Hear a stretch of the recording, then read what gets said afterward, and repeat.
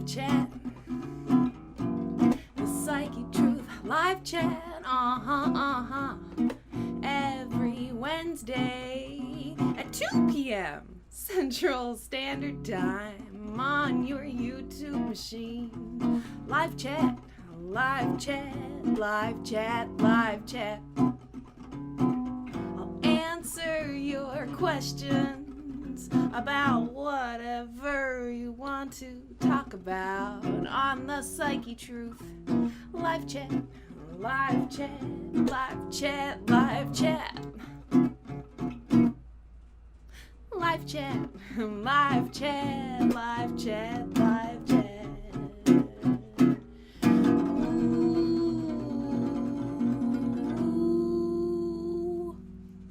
Live chat. Oh my gosh, guys, thank you so much for being here. I'm going to refrain from my usual extremely goofy ending of the live chat theme song. Keeping the goofiness level just down a little bit today from where I am usually at. Well, we're going to see how well that goes. Anyhow, thank you so much for coming and welcome, welcome, welcome. Welcome, welcome, welcome, welcome, welcome to my weekly live chat right here on Psychetruth YouTube channel. So this is your opportunity to ask your questions. I have made hundreds of videos over the years on weight loss, nutrition, fitness. Some of you may know me better as an ASM artist, which I also am. Just like perfection. Isn't that so funny when you're a camera, you just can't quite get it to go to the one place you want? Too much headroom, not quite enough headroom. There we go. That's just about perfect. Close enough for me.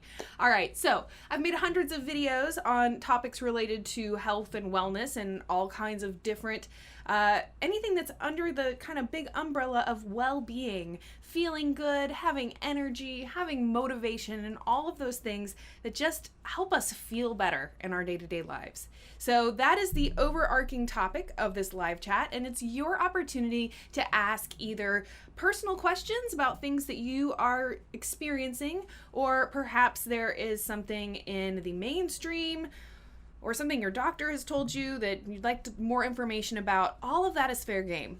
So a couple of little housekeeping type of things. First, I want to welcome everyone here and thank you so much for coming.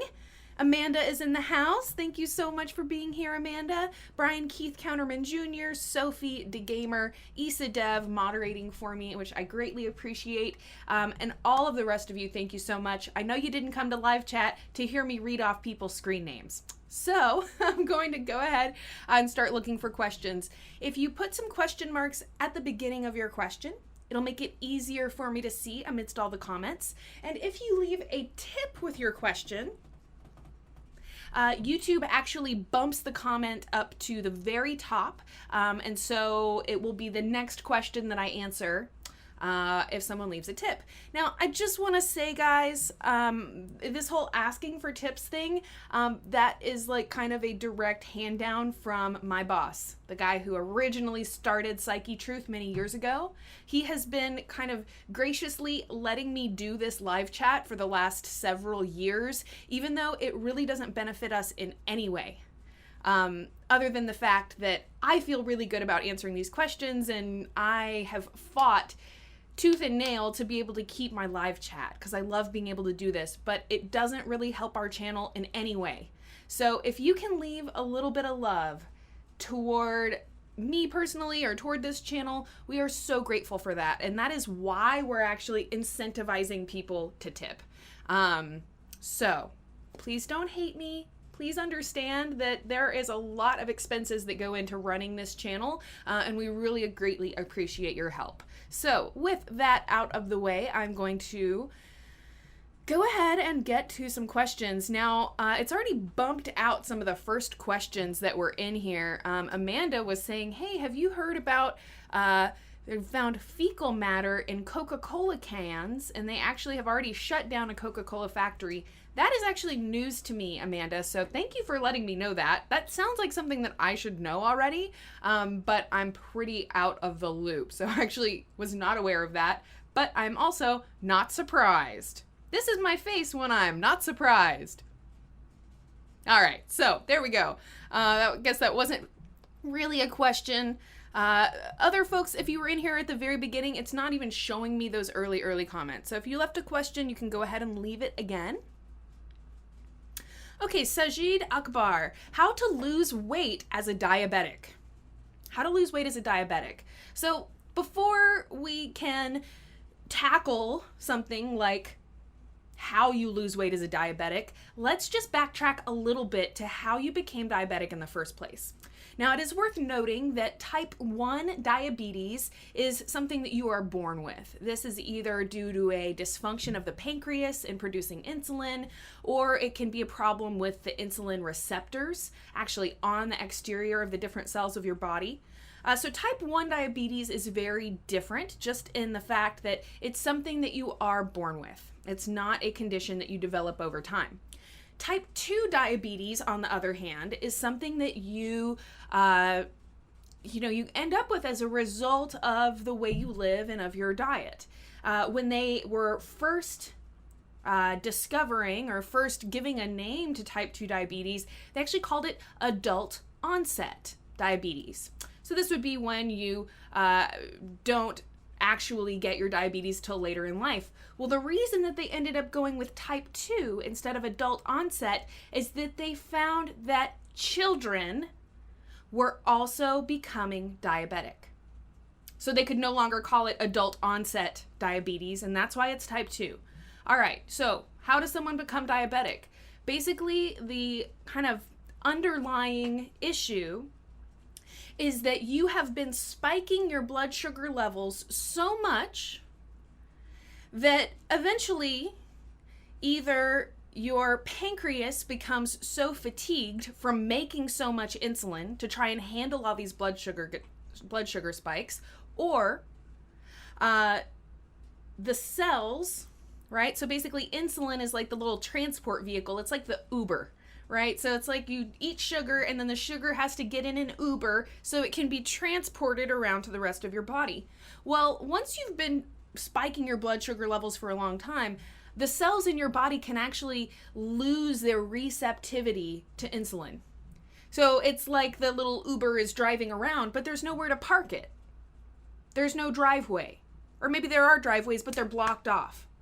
So now you have dozens and dozens or thousands of Ubers driving around with all of this sugar, your elevated blood sugar levels, and they got nowhere to drop it off because your cells are starting to say, no, look, we don't need any more energy. We have enough. So at this point, all of that excess sugar that is driving around in all these little Ubers, there's only one thing that can happen to it. It gets stored as fat. And this is why diabetes and weight gain are kind of go hand in hand, right? Because, once you have such elevated levels of blood sugar, there's only so much sugar that your body can use. Now, obviously being more active, right? Burning more energy. This is why, fitness and exercise is so important, because as we make more energetic demands, our body can actually use up some of that sugar or some of that stored up fat that used to be sugar when you ate it. So losing weight as a diabetic, how can we do this? How can we reverse this cycle that we've already been creating for probably the last several years of our lives, if not our entire lives? Couple little basic things, because I do want to move on. I've already spent a long time on this, but this is such a huge topic, and this is something that literally affects all of us. Even if you haven't heard the words diabetes from your doctor, chances are good that you are getting too many of these blood sugar spikes, and either you're in danger of becoming diabetic, or you're just having the negative effects of elevated blood sugar levels, but you're not necessarily in that bracket yet where they can diagnose you with the condition of diabetes. All right, so a couple of things. Refined carbohydrates. This is, I think, perhaps the singularly most important thing to understand is that your white bread, your pasta, your potato chips, your corn chips, your Fritos and Doritos, all right, all of those things, when they hit your bloodstream, they act just like sugar. So in the same way that we know that we shouldn't eat cake like every single meal of the day, right? You don't need me to tell you that. Hey, it would be bad for you if you ate cake and cookies all day long and that was all you ate.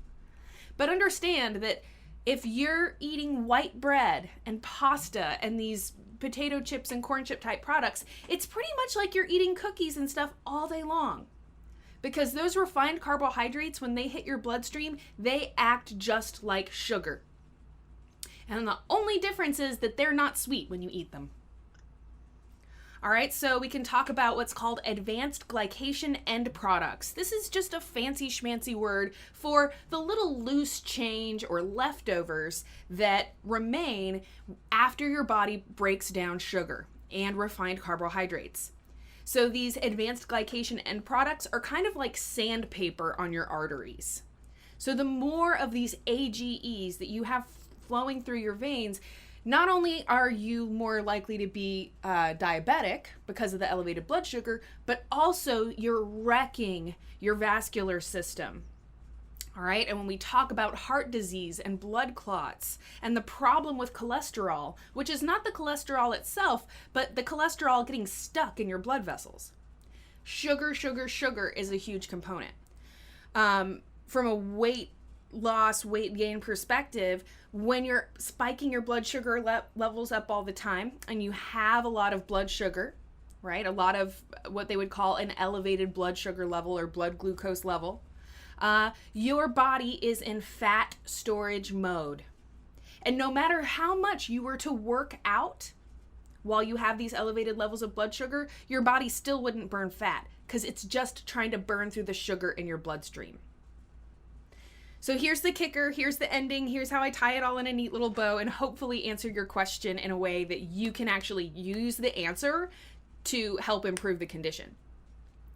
You've got to reduce the amount of sugar and refined carbohydrates. When you look at that Iron Kids white bread, when you look at a bag of Fritos, all right, I want you to just start seeing it like it's cookies. See it like it might as well be a piece of cake. All right, and then the same way that you wouldn't eat a sandwich with 2 pieces of cake or 2 cookies instead of bread, although that would be really freaking good, don't get me wrong. All right, putting white bread on your sandwich, all right, is basically the same thing. So reducing the amount and then also reducing the frequency. So another thing that you can think about is how many hours out of the day, so if there's 24 hours in the day, how many hours of the day are you spending with your blood sugar levels elevated? Because if you sip on sodas throughout the day, if you eat little candies and snack on little sweet things or even snack on chips, remember, your chips might as well be candies. They might as well be cookies. If you're snacking on those things all throughout the day, we could talk about this 24-hour time period and the fact that maybe 10 or 12 of those hours, you are spiking up your blood sugar level. So this is why we often hear the recommendation to eat big meals and not snack in between. Because the idea is that you're going longer periods of time without elevating your blood sugar levels. Now, I'm not saying that you have to do the 3 meals a day and no snacking thing, but you just got to think about not having your blood sugar levels elevated all the time. Because the more that you're spiking up your blood sugar and the more duration that you spend with your blood sugar levels elevated and insulin, little uber insulins flowing through your bloodstream, you're storing fat. And it doesn't matter how much you work out, you're storing fat. And if you want to burn fat, the only way to do that is to not have insulin flowing through your bloodstream. So eating a low glycemic diet. Basically, your low glycemic foods are anything that's predominantly fat. All right, so we could talk about nuts, avocados. All right, these foods are virtually 0 on the glycemic index. Some of those things, they don't even rank them because they have such a minimal spike to your blood sugar. So opting for things that are good sources of fat, opting for things that are just natural foods. So fruits and vegetables, even though they do contain some sugar and carbohydrates, they're not nearly as high glycemic as processed foods. And as soon as you start eating those processed foods, you're going to be getting more of an insulin spike than if you ate natural foods. So stay away from the refined carbs, opt for natural foods, opt for healthy sources of fat. And the more that you can eat healthy fats as your snacks or as your meals, then you can eat something and not spike your blood sugar to an alarming level. Okay, that was a really long answer, but a really important question. Thank you for asking it. I hope that you guys found it interesting, and I hope that the answer helps you, really. So yeah, Nicholas Brown says, I use unprocessed honey to maintain my blood sugar. So your natural sweeteners like honey, maple syrup, dates, and just fruits themselves are great ways to satisfy your sweet tooth, because even though they do contain some sugar, it's a reasonable amount of sugar that your body can break down. And when you eat those natural foods and natural sweeteners, they also contain fiber, enzymes, vitamins, minerals, and other nutrients that kind of help to balance out the negative effects of the sugar. So if you eat a fruit roll-up, you're literally just eating pure sugar. But if you eat an apple or some strawberries or a banana, yes, you are getting some sugar, but you're also getting a lot of other good stuff. And you're getting that sugar in an amount that your body knows how to handle. And that's maybe like the, another big component of this whole thing. Okie dokie. Somebody's asking about sciatica. Try stretching your front hip flexors.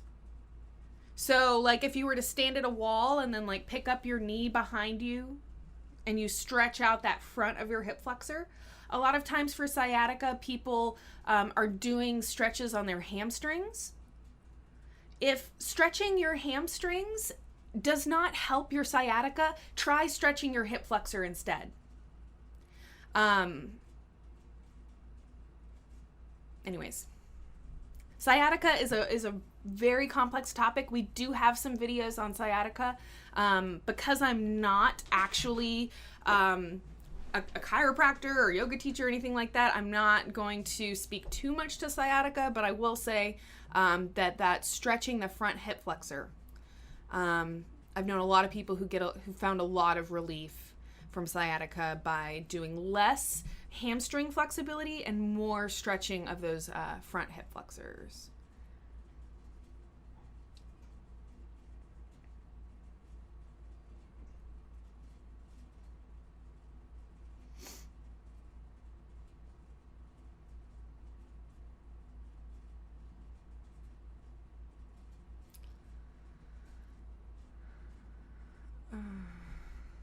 Martha Gaviria. Anything to help with Gerd. So this is a gastrointestinal issue.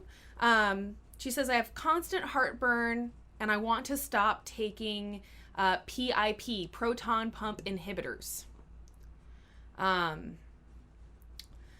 So, heartburn. Oh my God, what an uncomfortable topic, but something that I think all of us would love to have less of.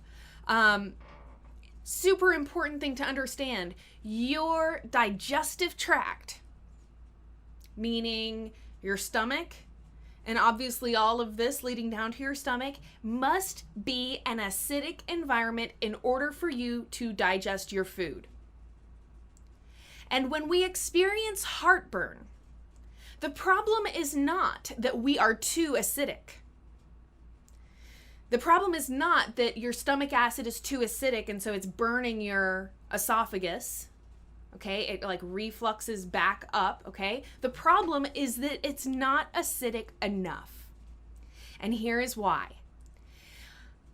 As we eat, there's a series of valves, all right, that help to transport the food from, obviously it goes through our mouth. We get a lot of salivary enzymes. We get all kinds of different enzymes and hormones and chemical processes going on to help us digest that food. And one of those things is actually starting to not only physically break down the food by chewing, but to start increasing the acidity, all right, so that the food can be broken down even further. And once it hits your stomach is like super duper acidic. All right, and that's why we can survive eating food, because food is going to be contaminated with stuff. It's virtually impossible to not have some level of bacteria or contaminants or something in the food. That's why our stomach is so acidic. And the reason that dogs can survive eating all manners of like crazy stuff that would kill a human if we ate it is that the dog's stomach is even more acidic than the human stomach. All right, so you got to have an acidic environment in your stomach and in your esophagus, even as this food is going down. Now, once it hits this little valve between the esophagus and the stomach, if the food, or whatever you want to call it, the mush at that point, if it is not acidic enough, that valve won't close. So basically, the body, in an attempt to try and digest your food better, has a little valve that is going to be manipulated, basically, by how acidic that mush, that chewed up food, has been able to get. And if it's not acidic enough, that valve won't close, because your body knows that, hey, this food is not ready to go into the stomach. So what happens is we eat, right? And we start to kind of perpetuate this problem, is that you get this acid reflux. And so the problem is not that you need an antacid because your stomach acid is too acidic. The problem is your stomach acid isn't acidic enough, and that's why that valve won't close in the first place. So interestingly, things like apple cider vinegar can be very, very effective for heartburn. So you can, if you don't mind the taste a little bit, add a little bit of apple cider vinegar to your water to drink before a meal.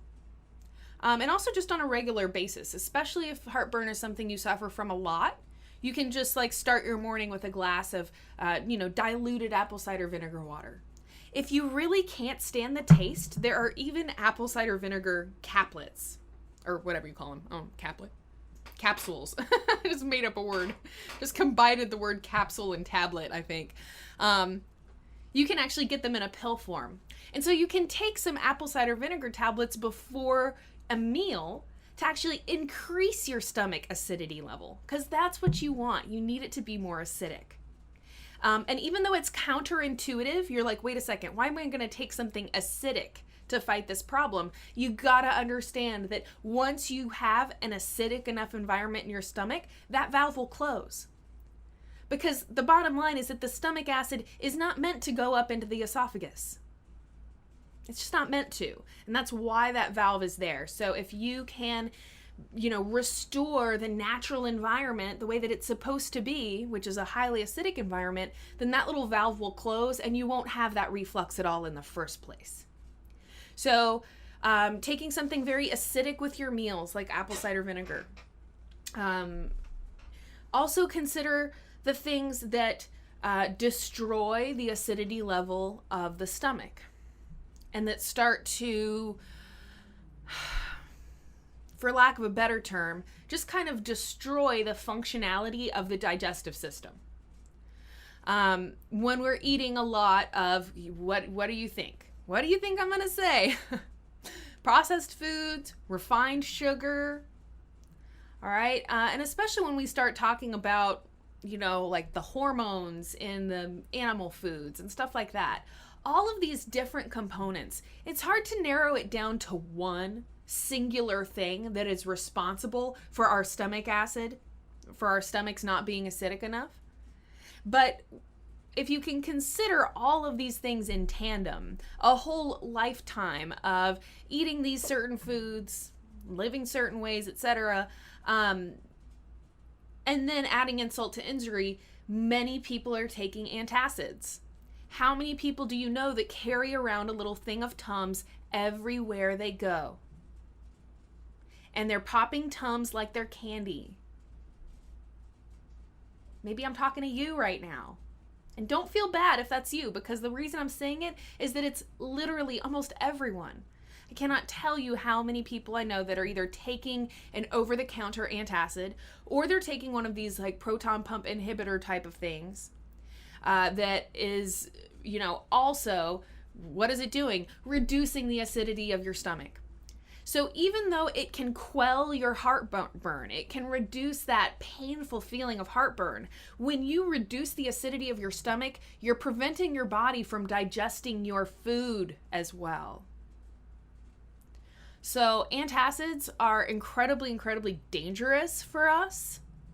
I've known actually several people that have taken those proton pump inhibitors, and they actually end up with more digestive tract issues as a result. So understand that this is a perfect example where the mainstream is trying to resolve a symptom. So the symptom is heartburn. So they're trying to resolve a symptom with complete and utter disregard of how the body actually works and how, the system actually needs to be. So while an antacid can help to reduce your heartburn symptoms, it's actually the worst thing that you can do. You need to increase the acidity of your stomach.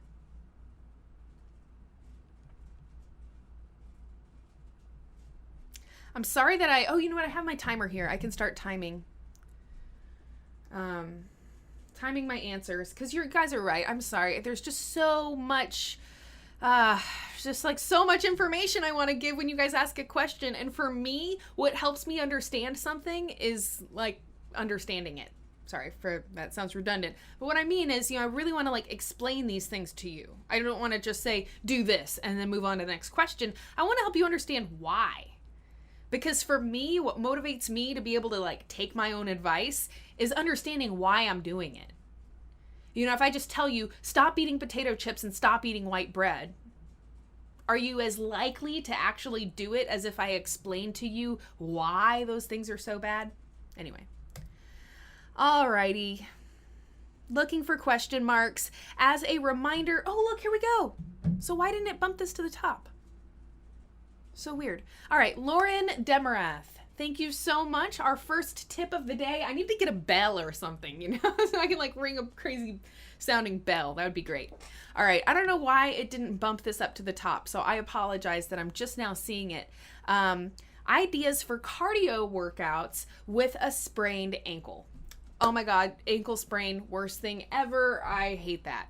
So I'm going to set a timer here, guys, so that all right, let's see how much information I can give in 2 minutes. All right, so definitely you want to stay off of your sprained ankle, obviously. Luckily, there is a lot you can do without being on your ankle at all. The thing about cardio, right, is you just have to get your heart rate up. What makes cardiovascular workouts beneficial is that they literally strengthen your heart. The same way a, glute exercise strengthens your gluteus muscles, cardiovascular exercises strengthen your heart. And hopefully we understand why that's important. So literally any type of exercise that you're doing on the floor, if you increase the intensity and you increase the duration that you're doing the moves, so even those little bicycles, little bicycle sit-ups, there's also something I used to actually do as a kid, which is just laying on your back and then just bicycling your legs, keeping your core really strong and engaged. You don't want to just be letting your back kind of be loose or whatever, or else you could hurt yourself doing that. But you will definitely get your heart rate up.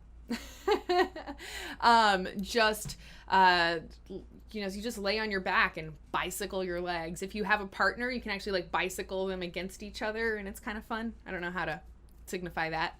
But anyways, so any type of floor workout, any type of ab workout, understand that if you get your heart rate elevated and you're sweating, that's a cardio workout.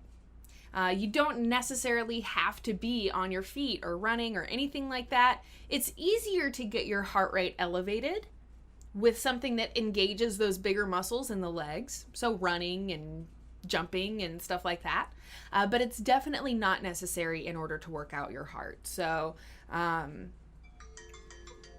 great. Okay, cool. So there's my timer.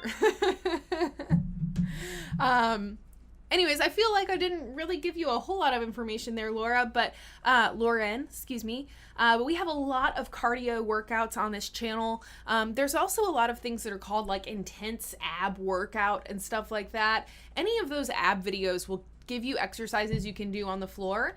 And, you know, again, the faster you do them, etc., the more you can actually get those cardio benefits. Awesome. Here is another tip. Thank you so much from Shock Slice. Shock Slice.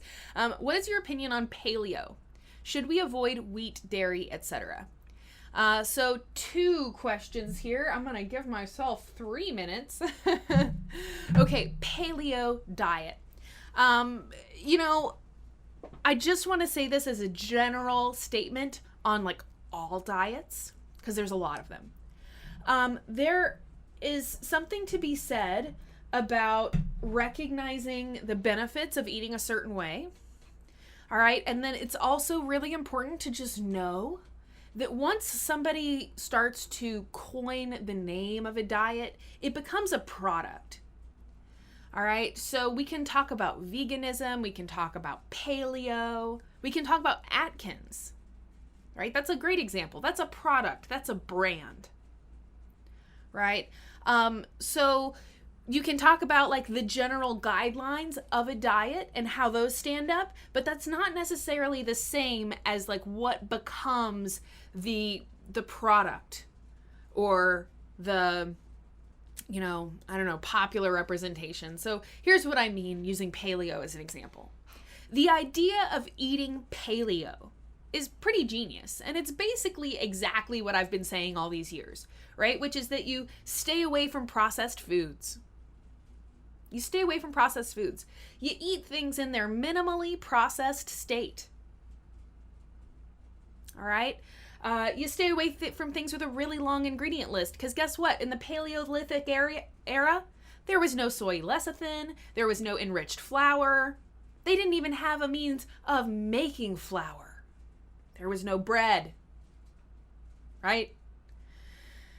So the guidelines of a paleo diet are really quite in line with exactly what I feel is very important, which is mainly just eating natural foods and as close to their natural state as possible.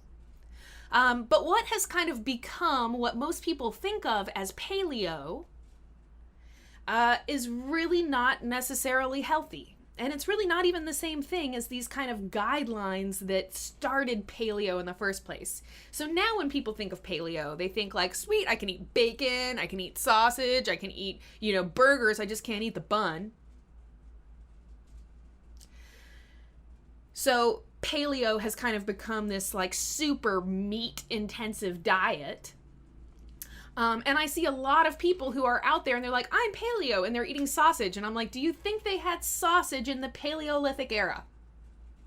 I mean, I don't know. Maybe they did. So I just want to make this statement to kind of, you know, use your noggin, guys. And if you're out in the grocery store, notice that there's a lot of products now that'll be like, it's paleo. It's a paleo version of tortillas or a paleo version of this or that or whatever. And that doesn't necessarily mean that it's good for you. All right. Just the way that there's things that are like, oh, it's vegan. It doesn't necessarily mean that it's good for you. You can still have a highly processed food that's technically vegan. And you could still have a highly processed food that people call paleo, even though it's really not paleo. So from the extent that we avoid processed foods, we eat natural foods, I agree with those aspects.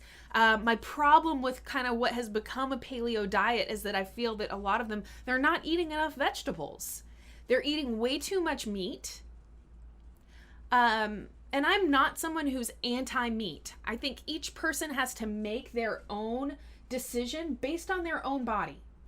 You know, so if you're someone who goes to bed at night craving meat and you can't fall asleep without it, don't go vegan. It's maybe not the right diet for you. And if you go vegan and you feel like crud, and you're like, wow, this is the least healthy I've ever felt ever, well, then maybe it's not right for you.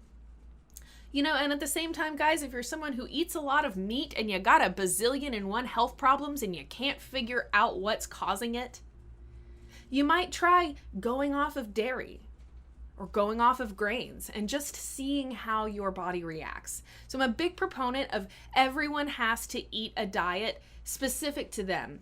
And we kind of have to discover our own ideal diet. You can't just look up in a book and trust that what works for one person is going to work the same for you, because we're all different. So just as a closing note on wheat and dairy products, I'm not completely 100 against wheat and dairy, but I will say this. The level of processing, all right, the way that these foods are made, whether we're talking about mainstream dairy products and the use of hormones in dairy cows to make them produce milk all throughout their lives, all right, which is not natural. That's not how cows naturally produce milk. All right. We could talk about the fact that the cows are in an unhealthy environment. They're in close quarters. Many of these cows never see the light of day. They're in a factory, all right? A factory farm. And if you look up pictures of factory farms, I think it will help you understand why you should opt for organic if you're going to eat dairy or meat products. This is also what's meant by the words grass-fed. It means, hey, those cows were in a natural environment eating the diet they're supposed to eat, which is grass instead of grains. Wheat products, again, it's not that all wheat is horrible for people, but the way that the wheat is processed now, it is really terrible for people. And everyone would benefit from reducing the amount of processed wheat products, specifically that enriched flour, which is just the typical white flour in all of the processed foods, fast foods, hamburger buns, tortillas, etc. If you're going to eat grains and going to eat wheat, eat them in their minimally processed state. So like you go to the bulk bin of your grocery store and you're just getting rice or quinoa or amaranth, buckwheat, spelt. There's tons of different grains other than wheat. Anyways, God, I spent way too long on that topic, but really good question, guys.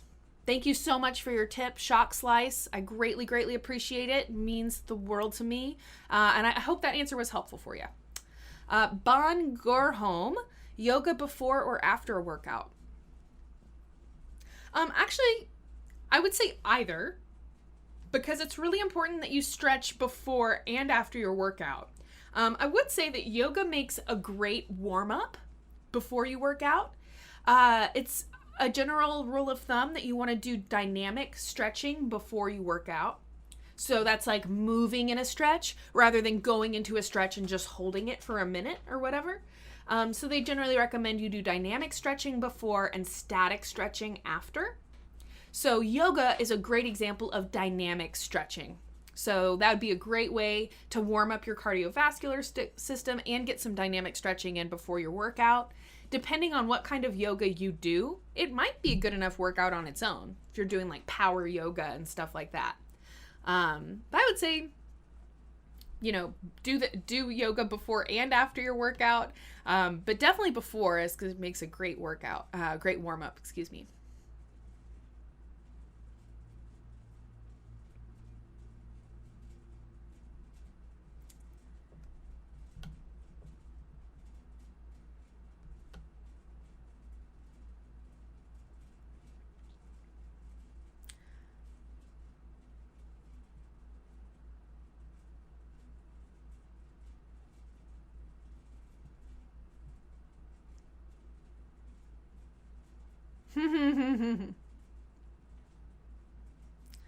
No, I am not dating Mike. He's my boss.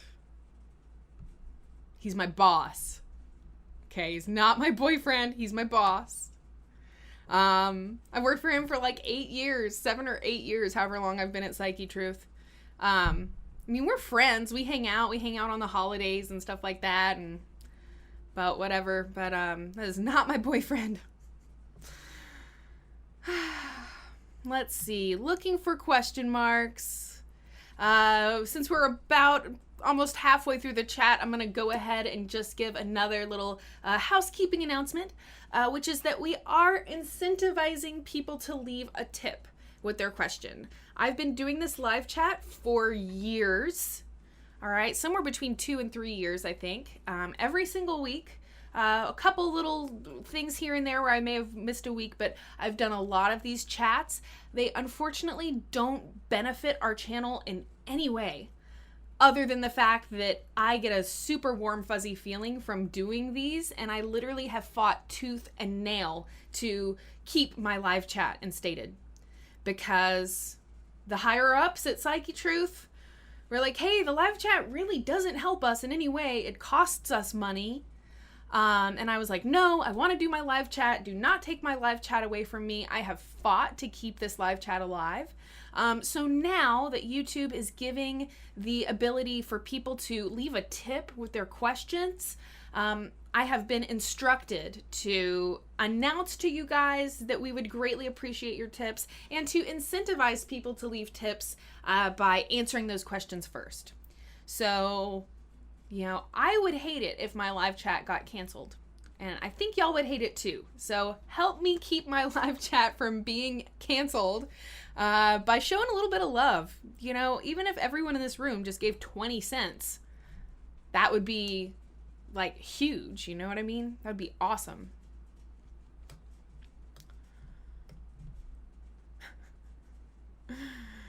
Oh my gosh. Bacon thongs.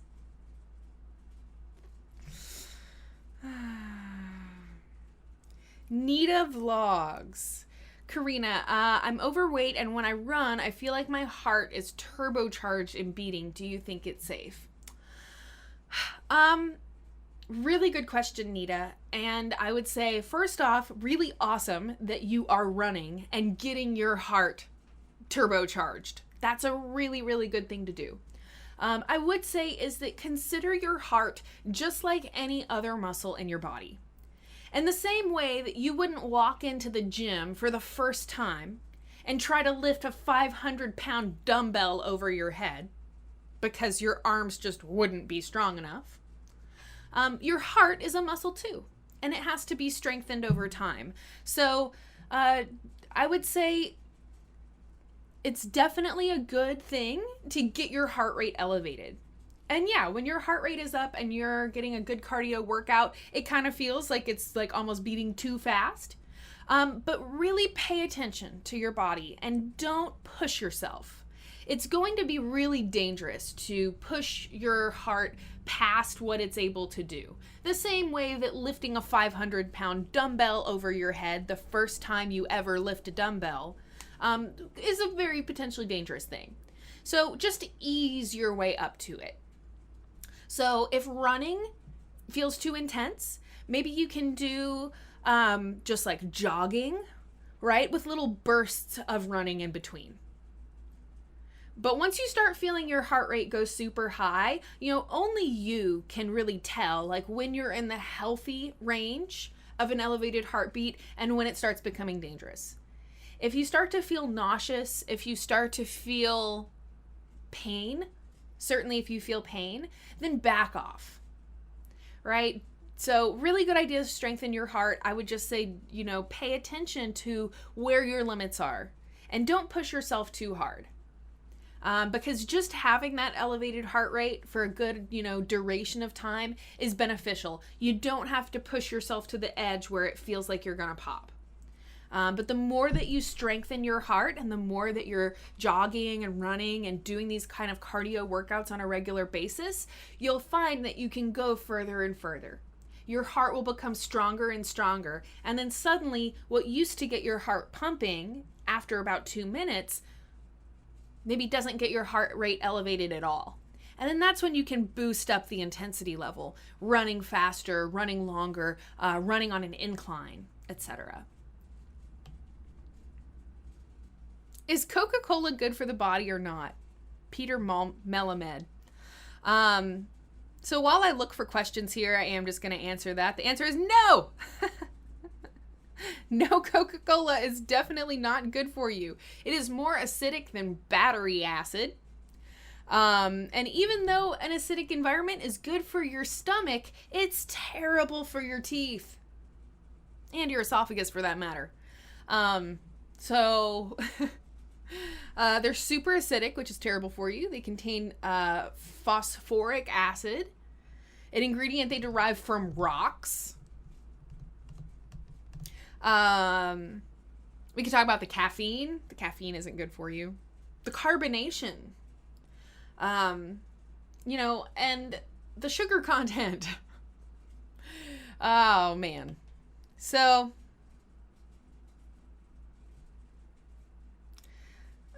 I'm not caked in makeup, cross-eyed monkey. Look, I watch YouTube channels, all right, and I see girls that are caked in makeup, but I'm not caked. Yes, I have some makeup on. I really only use like a concealer kind of thing around my eyes to try and brighten up my eyes. But then I just have like pressed like a light translucent powder on the rest of my face. So yeah, caked in makeup means like your whole face is covered in makeup, but mine is not. So thank you for saying that, but But anyway, so Chris, thank you. I see your sweet comment there. I am wearing a bit of makeup, so thank you for your compliment. I appreciate that. I do tend to err on the natural side, primarily out of pure laziness. Yeah, I'm way too lazy to actually like do the like foundation and thing and whatever. No.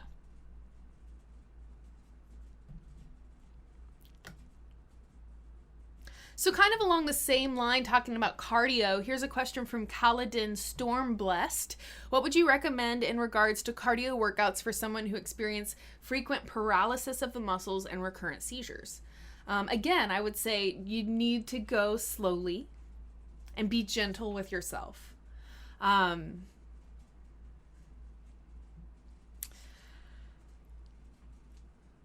I would say, man, I don't know if you have like a condition that's causing the seizures or if you know what's going on. That seems like a scary, like totally kind of unrelated issue.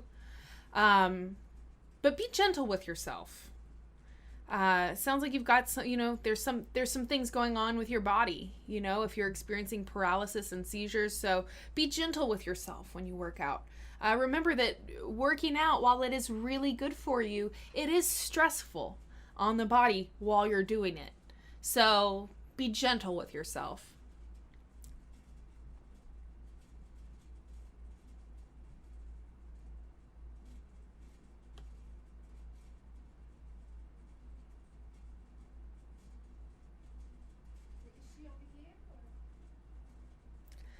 Peace Unite. Hey Corrina, I have an Irish dancing competition coming up, but my legs hurt from calves to thighs. Is there any yoga or stretches I should do, or any type of advice you would recommend? So interestingly, you've just asked a question about yoga, and who should enter the room right now? Hi, dun dun dun! Hi, honey. Nice to see All right, you. so unfortunately, there's only one chair It's in here. okay. Here, why Hi, don't guys. you It's actually go ahead and sit down? Hi, everybody. How's everyone doing? Here, go ahead and take that seat. I just came into... Well, you want to answer a question about Please yoga? sit. Yeah, what's the question? Hi. Here. Namaste, y'all. So here's the lovely Sunella dropping in. What's going on? My legs hurt from calves to thighs. Is there any yoga or stretches I should do? Oh, wow. So for your calves specifically, I would recommend doing against a wall. So imagine there's a wall right here. You place your hands there and then lean your body and then place your foot against the wall and then keep your body straight and press and feel that nice pull on your calf. It feels really good. And then a bunch of forward folds, stretching your hamstrings and things like that. That should help. Yeah. Definitely. I know. Sunella has a lot of videos on this channel. So if you just even put in like Sunella flexibility or exactly. anything like that, you can find a lot of her videos. You just have to stretch more, because stay consistent stretching, and seriously, every time you work out, any type of workout, always spend at least 15 to 20 minutes stretching, and that should really always help you. Yeah, and definitely before your dance competition, spend a good amount of time warming up your muscles and stretching the muscles, because stretched muscles also can perform better. So you're not only going to hopefully have less pain after the competition, but you'll do even better. Yeah, and actually I would highly recommend to do some yoga before you're dancing. I do a lot of dancing myself, so I hardly ever have any injuries or overwork my muscles, because it's that constant stretching and bringing the oxygen and new blood flow in it. It really helps. You look so cute. Thanks. I just finished teaching a yoga class, and I have a next one, but I just wanted to come in and check this out. Yeah, and I feel bad because you asked me the brand and I forgot to look in the email. I'll look at it. Anyways, so Sanella's just coming by. We got this cool like little fitness clip for your phone to like hold it really secure while you're working out. So anyways, she's gonna try it out for me. Yeah. You're the queen of the intense workout. Yes. Did they have any more questions, or what? Let's see. I hope that we were able to help you guys out and answer your question. Let's see. Should always stretch before running. Oh, you know what? There was a question about sciatica. And I was talking about like stretching the front hip flexor. Like if stretching your hamstrings makes it worse, so you stretch your front hip flexor instead. Is there any other tips for sciatica that you have? Foam rolling. Foam rolling. If it's like really too hard for you and too intense to like stretch the muscle, start gently foam rolling, and that really does help kind of soothe that area and warm it up and let you be a little less tension in there. So start with that. And then somebody asked about doing yoga before or after a workout. Which one is better? And I said you should do them both. You know, I mean, I think maybe like with the gentle stretches and simple stuff like that to start to just kind of move the body a little bit, but definitely highly recommend it afterwards, because then you can really stretch out the body and release the stress that you just built, especially if you've been lifting weights and stuff like that. So all right, and then so here's Cookie Monster. In splits, when I'm practicing, is it bad if it hurts? I mean, if it hurts where it's like, oh my God, I'm about to like really like pull my muscle and make an injury, then stop, you know. But if it feels like kind of like as you pull, but there's a tension, it feels a little sore, it feels like it can't go, but you keep pushing and you keep breathing through that, relaxing it, then it's okay. You know, it has to be a little bit painful. I mean, as long as, like I said, it's not like literally about to break your muscles apart. Yeah, I would say a good rule of thumb is, you know, in any type of flexibility and stretching you're doing, it'll be uncomfortable as you're getting that stretch, but it shouldn't be painful. So it shouldn't be like a sharp feeling of pain, and it shouldn't still hurt after you come out of the stretch. And if it does, then you've like gone too far. Should always be able to still breathe while you're in the stretch. And as you breathe deeper, it should make it feel less uncomfortable. Like most of the time what happens when we are stretching and you're feeling the pain, it has to do a lot with your breath. So imagine like you're stretching right now and you're like pulling, but then it feels really tight, but you're like, ugh, you're holding that breath, your muscle immediately will feel that tension. So you want to be like, ease into that gently through your breath and try to relax it as you breathe. So always remember that too. And I would say that's why yoga for flexibility is such, you know, as compared to just like regular stretching and regular whatever, because yoga is so emphasized on your breathing and really paying attention to breathing correctly and supporting your movements. I know, right?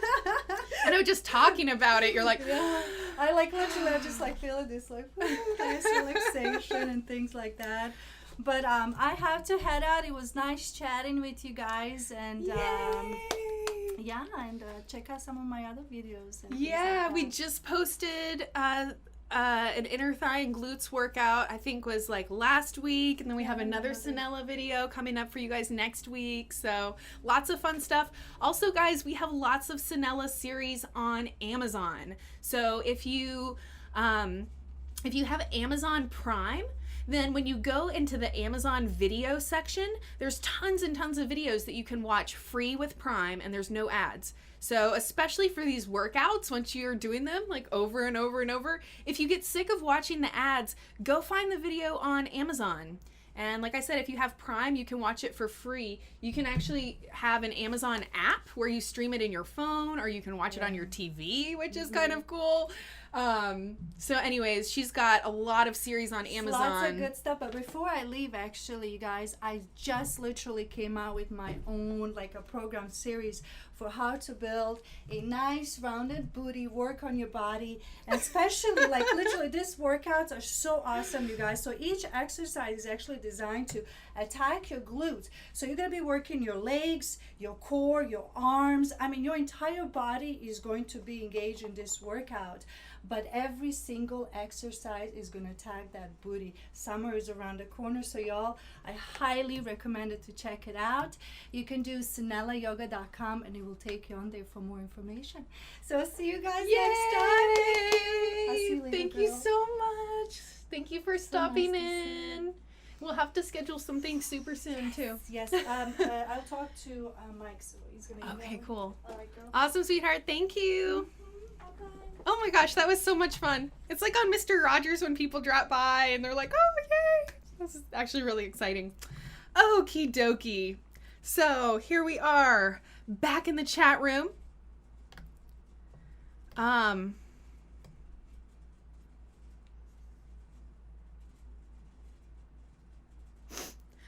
Okay, cool. So Nita Vlogs. This is a good question, and actually this is kind of one of my favorite things to talk about because it's something that is so real to all of us. All right, so even though it sounds really strange, okay, I'm going to explain to you why this is so real to all of us. And Nita, I hope that this helps you with your blog entry you want to make. Okay, so it's called Vanishing Caloric Density. And if you were to put that in a Google search or something, you'll find that it is a food scientist technique. All right, so the people that make processed foods and junk foods, they're not called chefs, they're not called cooks, they're called food scientists. And that alone, for me, is enough to be like, ugh, I'd rather eat something made by a chef than a food scientist. That just sounds creepy, right? All right, but these food scientists that work for General Mills and Frito-Lay and all of these different companies, all right, they have a series of techniques that they use when they make the processed foods to make us eat more of them. And one of them is known as vanishing caloric density. And what that means is just like it sounds like. The caloric density of the food vanishes as you eat it. A great example is Cheetos or any of those kind of like puffed chips, corn chips, and potato chips and stuff, right? And so what that means is that as you start to chew it, it just like melts in your mouth and goes away. So if you have ever eaten a carrot stick, or any salad for that matter, once you are eating a lot of vegetables, and especially raw vegetables and salads, one of the things you'll notice is that your frickin' jaw gets tired from all the chewing. Because real foods require a lot of mastication, a lot of chewing, right? So you can think about a carrot stick, right? I mean, it's going to take you a while to chew up a whole carrot stick. Think about how long it takes you to chew up a Cheeto. So that is vanishing caloric density. And what it does is it tricks our brain into not realizing how many calories we've eaten. And this is why you could sit down on your couch with one of those giant bags of potato chips, like this big, and eat the entire thing. And maybe even still feel hungry afterward. Whereas if you sat down on your couch with one of those bags of little, pre-cut and sliced carrot sticks, I would be I would actually be really interested to know how many people could sit down on a couch and eat an entire bag of those things. Now, maybe if you were eating it for a meal, like you were starving, and you sat down and you started eating carrot sticks, maybe you could eat the whole bag. But chances are There at some point would be a point where you would be like, I can't eat any more of these. Because your body feels full, because your stomach starts sending messages to your brain that, hey, you've eaten enough. I'm no longer hungry. Part of that is the actual chewing itself, the amount of chewing itself, because the duration of chewing, the amount of time you're chewing, is going to dictate how many salivary enzymes, how many digestive enzymes are being released. And part of this whole like chewing process is sending signals to the brain that you're eating. So when you eat these foods with a vanishing caloric density, it tricks your brain into not realizing how much you've eaten. So you could literally sit there and maybe eat 1,000 calories worth of potato chips and go look in the fridge to see if there's anything else in there. Whereas when you're eating real foods, you're chewing it a lot to break it down. You're also getting fiber. You're getting tons of different nutrients in the food. And all of these different components, especially the fiber, are what help to send messages to your brain to stop eating. This is why processed foods don't contain any fiber. Or if they do, it's very, very minimal. When they refine the flour, one of the things they remove is a lot of that fiber. So you can think about the Iron Kids bread, you know, it's real fluffy and starchy and white. It's because it's isolated down the starchy part of the grain, and they've removed the fibrous part of the grain. So you can actually eat more of those foods because they kind of trick your brain. Your brain doesn't realize how much you've eaten. Your brain doesn't realize how many calories you've eaten or how much actual like bulk you've eaten, right? Because of that vanishing caloric density. Anyhow, that information is totally mind-blowing to me because it helped me understand why I was so addicted to junk foods. Because 10 years ago, I was a junk food addict, and I jokingly say that I was probably eating Cheez-Its and drinking a soda when I had the little aha moment about why nutrition matters. But I probably literally was eating Cheez-Its and drinking a Coca-Cola because I didn't know anything about nutrition. And I didn't think it mattered. I had like zero consideration for it whatsoever. And it was actually while I was studying cell biology and the pathology of cancer that I kind of started putting together these things. Free radical damage, processed foods, partially hydrogenated fats and oils, trans fats, all of these different things, GMOs. I was like theorizing about in my college thesis paper. Now all of those things are kind of being accepted into the mainstream. But understanding why and how they design these foods to be addictive. There's a food scientist, I think his name is Steve Gagne. No, I think, what is his name? Anyways, if you put in why Americans love junk food, he actually wrote a book, which is now, I think, turned into like an online thing you can just download and read online. But he literally wrote an entire book talking about these different food science techniques that they use when they make junk food and how they make those foods so addictive. Anyway, so that's one of them.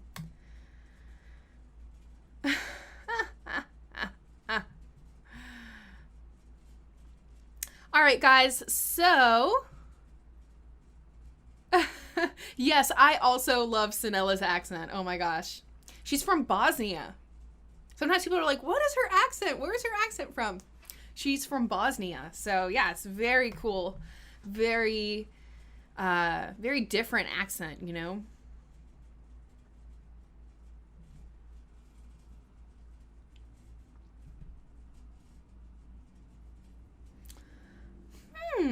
How do you know if you're fully detoxed? Michael Pueller. I don't know if there's necessary. I mean, I guess you could be fully detoxed, you know. But I mean, when we're talking fully detoxed, we're talking like someone who never eats processed foods. They are only eating fruits and vegetables. They exercise on a regular basis. They eat natural foods. Uh, you know, there's not very many people that are going to be in that category. So, I mean, I think to some extent we're all going to have some level of toxicity until we become like the true epitome of health, like all the time. I mean, probably for all intents and purposes, when you're feeling healthy and you're feeling really positive and really good energy levels, that's a really good sign that you've at least done a sufficient level of detoxing.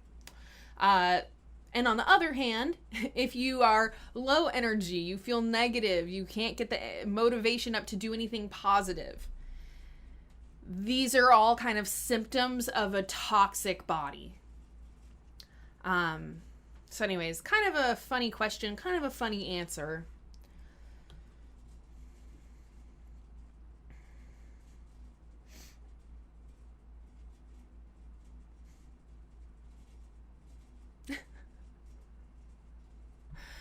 Oh my gosh.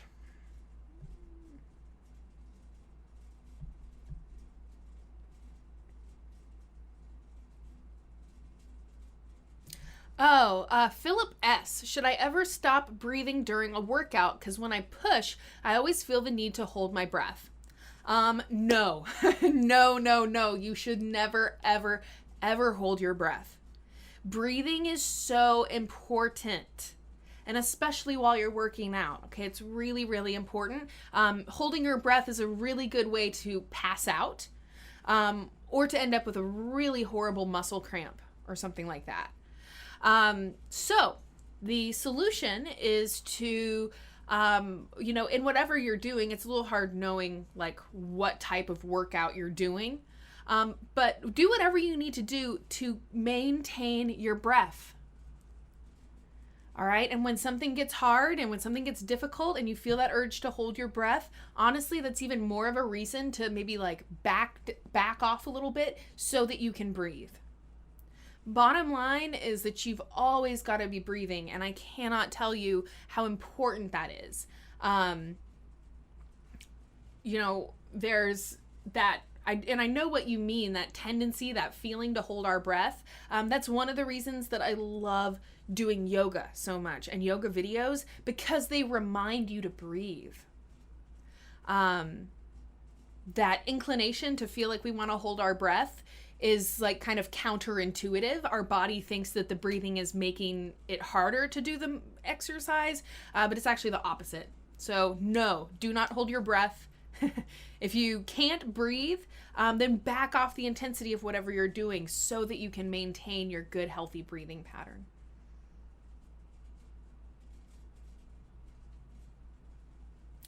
And yes, it is really sunny here, but I also have a light on my face, so it is really sunny though. Irene EC. Oh gosh. All right. I'm so bad. I'll like see one question, then I'll start reading other questions near it. I just gotta stay focused. What do you think about if you eat healthy food, you can eat as much as you want? Irene EC, I would say you gotta take a statement like that with a grain of salt. On one hand, I definitely agree with that statement from the perspective that when you eat real foods, you don't have to calorie restrict them. You don't have to, when we see people that are, if it fits my macros or they're counting calories, we can talk about Weight Watchers, right? Which is basically just a glamorized way to count calories. It's the same thing. If you're eating processed foods and you're eating sugar and things that you shouldn't be eating, then yeah, you've got to be really, really careful in limiting your consumption of those foods. Once you transition to eating real foods, healthy foods, it becomes much less important to count calories. Because ounce for ounce of those foods, they're not as dangerous to your waistline or your health as the processed foods are. The other reason that I would say I somewhat agree with that statement is that when you eat real foods and healthy foods, they will self-regulate how much you eat. And what I mean by that is that those foods contain the fiber and the nutrients, both macro and micro. So your fats, your proteins, your carbs, and your micronutrients like vitamins, minerals, enzymes, antioxidants. Man, the list could just really, really go on there. All right, so in that way, they self-regulate how much you're going to eat, because at some point you're going to fill up on those foods. So in the same way, I was just talking about the vanishing caloric density a few minutes ago. That vanishing caloric density in the processed foods is why you have to count calories when you eat them. Because your body alone won't regulate how much of them you eat, because the foods are engineered to trick your body into overeating. You know, the foods are engineered to trick your body into thinking that you haven't eaten anything. So, yes, I definitely agree with that. You know, when you start eating healthier foods and natural foods, you won't have to count calories as much, because you won't be able to sit down and eat, 2,000 calories worth of food in one sitting. Whereas that's an easy thing to do with processed foods. The reason that I said take it with a grain of salt is that, yes, it is still possible to overeat even with healthy foods. And yeah, even if you're eating healthy foods, it would still be possible to gain weight if you ate too much of them. But again, those foods actually will make you feel full. They'll help send that message from your stomach to your brain, like, hey, I'm good to go. Got enough. Don't need to eat anymore. Now, initially transitioning from processed foods to eating healthier, real foods, it can take a little while for all of those mechanisms to come back into balance. So you may find that initially you can eat and eat and eat and eat, and maybe the foods don't fill you up. As your body begins to, just basically become more functional, all of those little mechanisms that help to control how much you eat and prevent you from overeating will start to come into play better. And so typically, once you start switching to healthy food, you should find that overeating becomes less of a problem. That you don't find yourself eating far more food at each meal than you should be eating, because those foods actually are helping your body do what it's supposed to do, helping your body function correctly, by being able to moderate how much you're eating. All right, guys, so it's been a little while since anyone left a tip with their question. We definitely appreciate y'all's tips so much. I really would love my live chat to not ever be canceled. One really good way to help ensure that would be if the live chats actually started generating a little bit of money. So, guys, share the love. If you've got additional love lying around, please share it with Psychetruth. We greatly appreciate it. BH Healer 333, where did you get your health coach certification? It's called the Institute of Integrative Nutrition. It was actually an online program, which was awesome. I was able to do all of it by listening to lectures in my phone, and then taking all the tests online. And there were some other things involved as well that you could send in, but it was all internet based, which was super nice. So I could do it after work, I could do it on the weekend, I could be listening to a lecture while I'm cooking dinner and stuff like that. It made it really, really great, because I would have not I might not have been able to complete the program as quickly if I was actually having to go to physical classes and stuff. So Institute of Integrative Nutrition, IIN. I really liked the program. I think there's a lot of other, there's a lot of different places now where you can receive a certification like this. So somebody's asking about the Southwest Institute of Integrative Health. That is not the program that I did, but it sounds very similar to the thing that I did.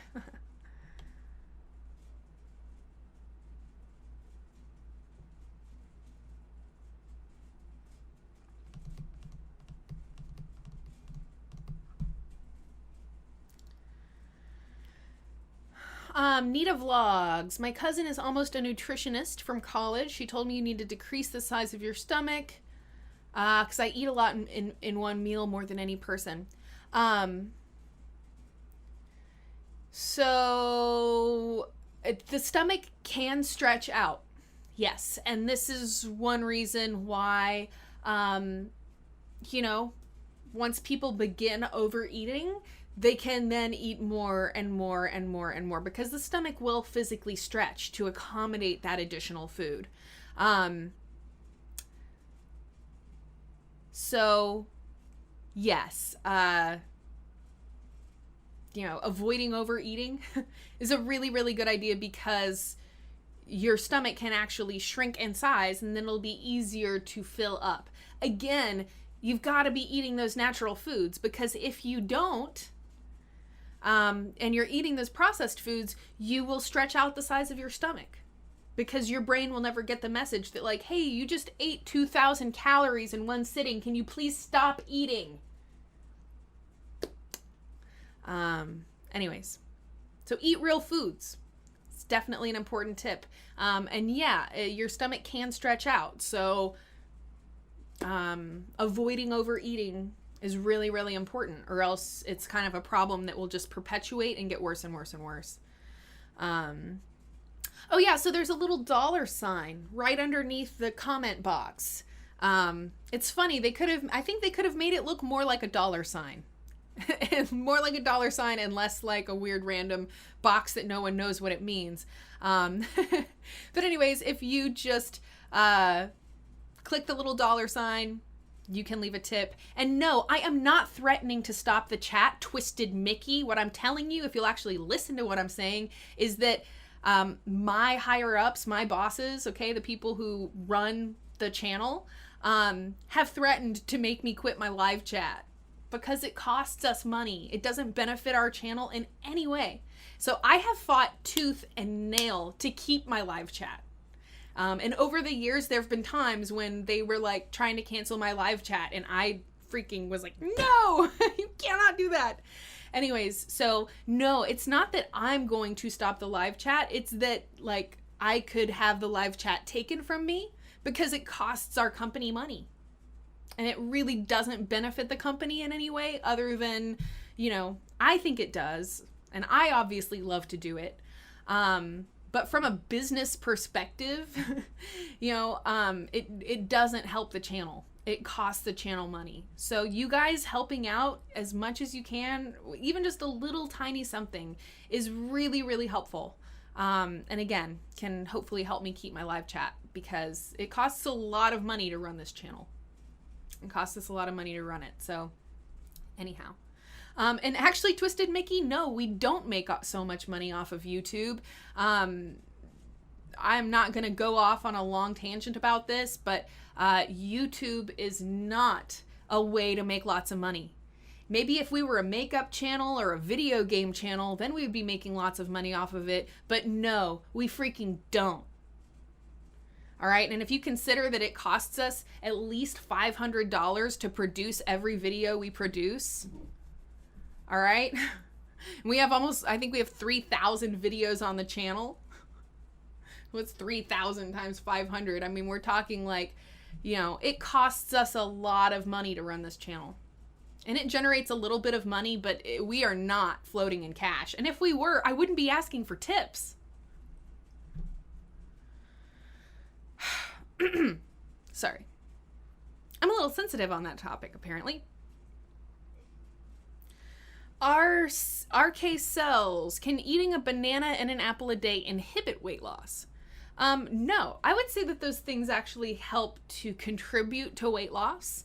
Now, the thing about fruit, all right, now you certainly could eat too much fruit. And fruit does contain sugar, and if you ate too much of it all the time, it could make you gain weight.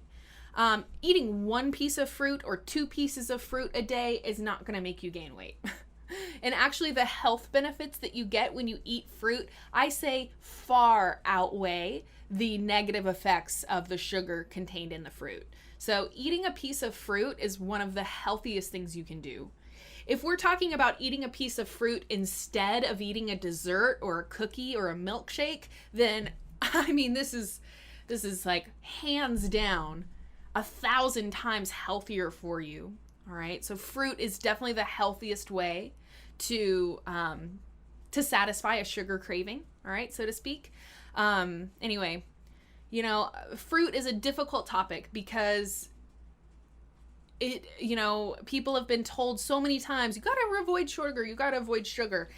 It's really important to understand that the sugar contained in an apple is completely different than the sugar contained in a Twinkie. They're just completely different. The amount of sugar, the actual chemical structure of the sugar, the fact that the fructose in a piece of fruit is the natural sugar currency, whereas the sugar in a Twinkie or whatever else is super, super processed and refined. Nothing in nature. There is nothing in nature as sweet as a grain of refined sugar.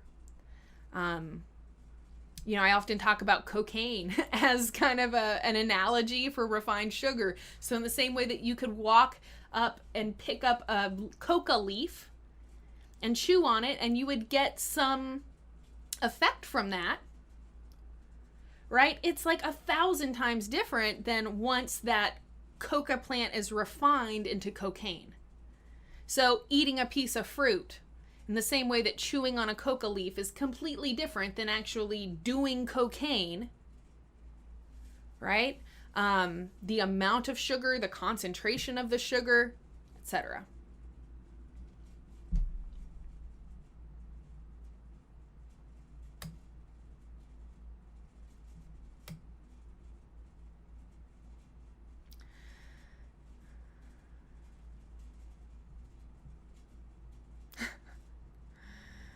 Thank you, Amanda, for sticking up for me.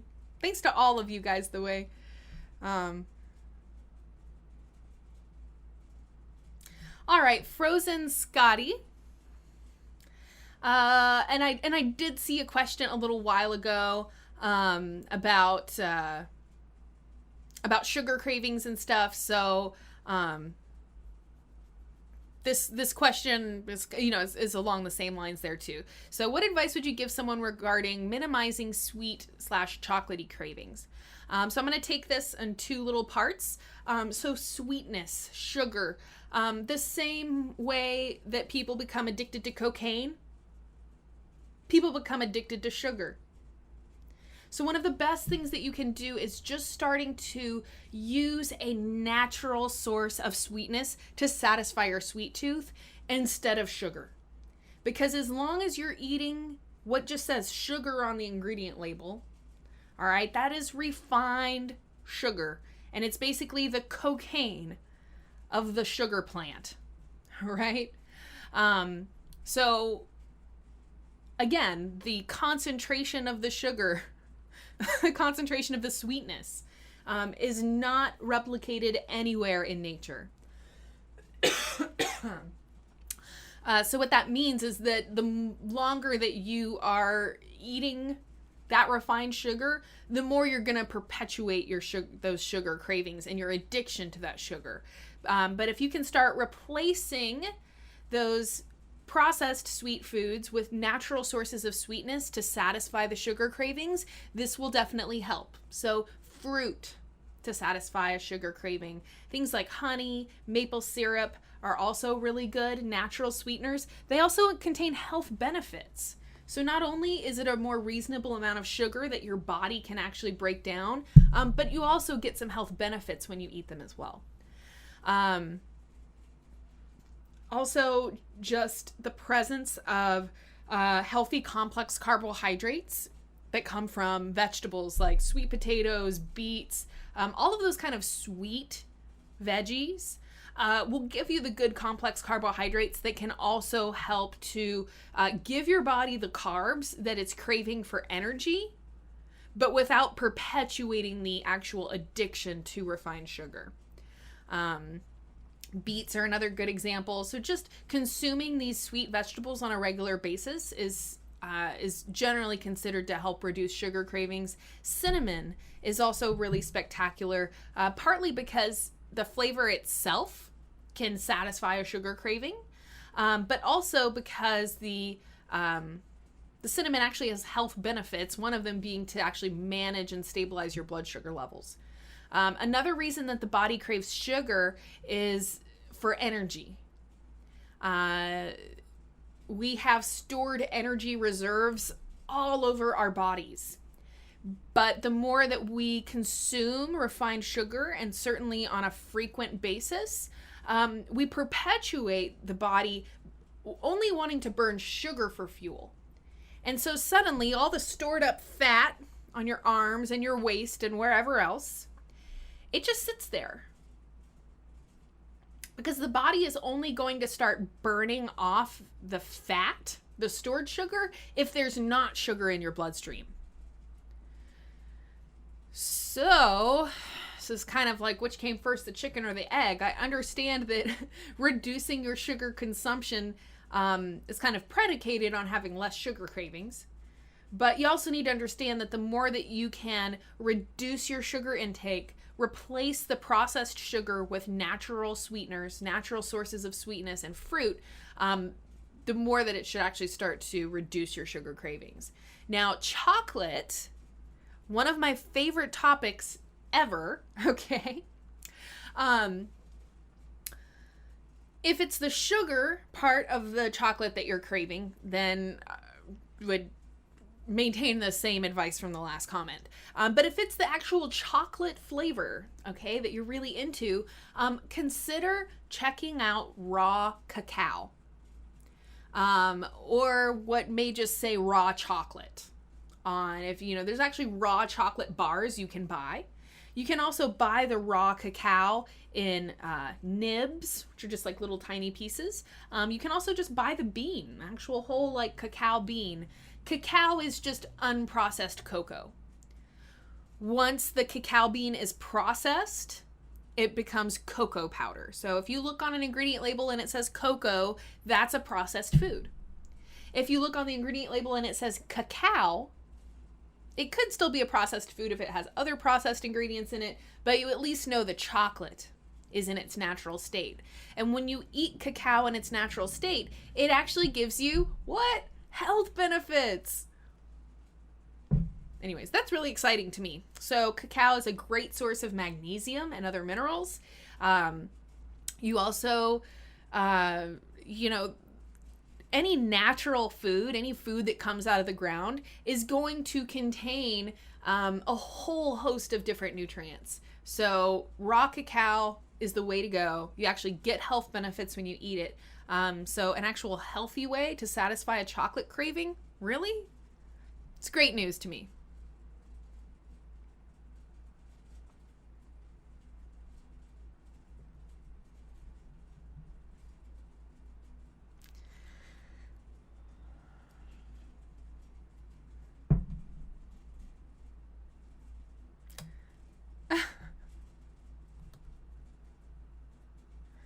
Asparagrasso broccolini. That's funny. Your name makes me laugh.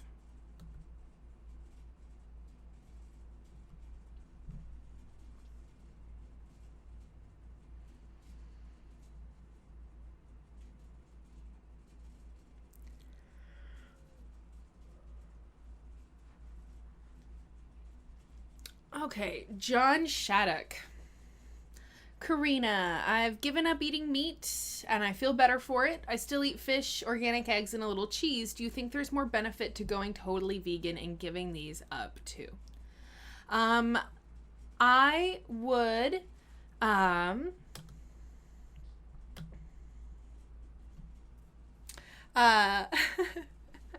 would say the proof is in the pudding.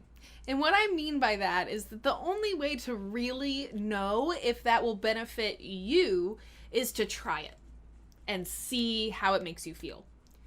I personally am not a vegan. I'm kind of what they call pescatarian.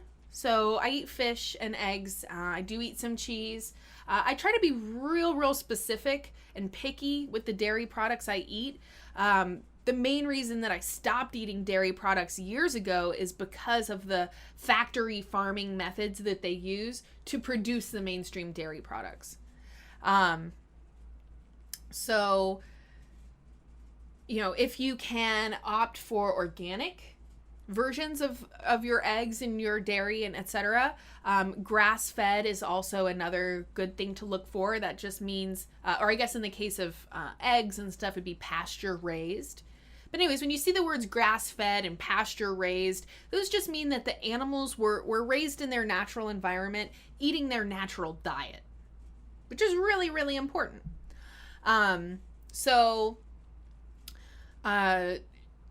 You know, being picky about the sources of your egg and dairy products, I think, is a really good idea. I think there are people out there whose bodies do better on a vegan diet. I don't necessarily think it's right for everybody, though. And so I come back to what I said at the very beginning, which is the proof is in the pudding. Really, the only way to know is to try out that way of eating and see how it makes you feel. If you feel better, great. If you feel worse, then maybe that's not the right diet for you. By and large, guys, you know, every person's body is different. We're all different. We live in different places. We do different things. And so everyone's ideal diet or optimal diet is really going to vary. Based on all of those little different components that make you who you are. So the idea that, you know, I can look at this person or that person and say, oh, I'm going to eat the exact way that they eat and expect to have the exact same results. It's just kind of flawed thinking. So every person is different. You've got to find what works for you and listen to your body. Right? So when we have headaches, when we have, you know, poor motivation, poor energy, or we just feel bad, you know, that's your body's way of trying to tell you something. You know, it's your body's way of trying to communicate that, like, hey, something you're doing is not good for me. Change something up, right? So listen to what it's trying to tell you. Yay! Oh my goodness. Thank you so much, HJ Estrada 78. Thank you for your tip. I am so very grateful. Greatly appreciated. You don't have a question, though. It just says good information. So thank you for your tip. If you have a question, let me know. I would be happy to answer it. But thank you so much for your tip. I'm really glad that you've, you know, found the chat helpful. You know, just even hearing the other answers and stuff.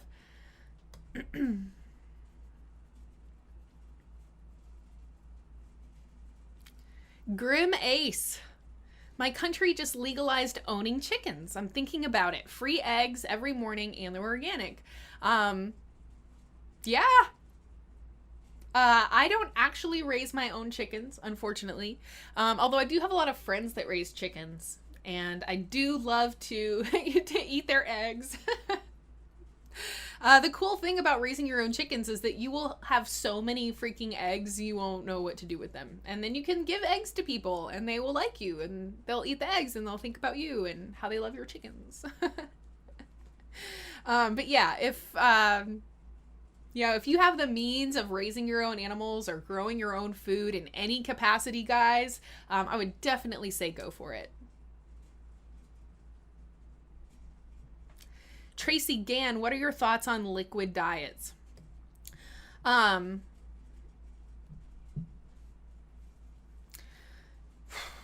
It's hard to get everything you need from a liquid. I'm not sure if you're talking about a liquid diet, like people are like, oh, I'm going to go on this diet to lose weight. I would assume so. I don't think you could actually live on a liquid diet for a great amount of time, and I certainly wouldn't recommend it. It sounds miserable also. From the perspective of a liquid diet for losing weight, like drinking Slim Fast or something like that, definitely not a fan. Would definitely not recommend that. So if we're talking about liquid diets like protein shakes and Slim Fast, those things are complete junk. I did a video, I don't know, a few months ago on that topic. You can check that out if you want. But yeah, those things are junk. You don't eat them. Liquid diets from the perspective of juicing and smoothies and stuff like that. Yes, that can be really, really good for you. Juicing vegetables is great because you can concentrate all of the nutrients from a huge amount of vegetables into like one glass of juice. But it's not something that you could live on. It wouldn't be healthy for you because you need the fiber of the foods themselves. And even making smoothies, again, you could have a liquid diet that was smoothies. At least you're getting the fiber from the foods then, but still, I think that, not only would that be really boring and miserable after a while, but you're going to get more nutrients when you eat those foods in their more natural state. And unfortunately, even blending them up, is somewhat processing them to an extent.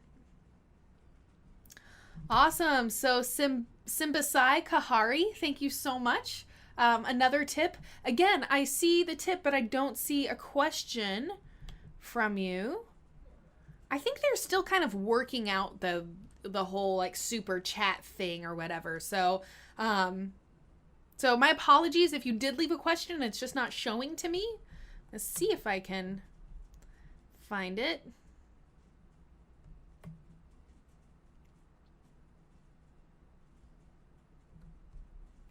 Random guy, thank you so much. He says, keep the live chat going. Thank you so much. As long as it is my decision, I will always do this live chat. Even once I'm so old that people don't even want to take my health advice anymore, I will still do this live chat. So I love it. Literally Wednesdays are like the highlight of my week because I have so much fun doing these chats.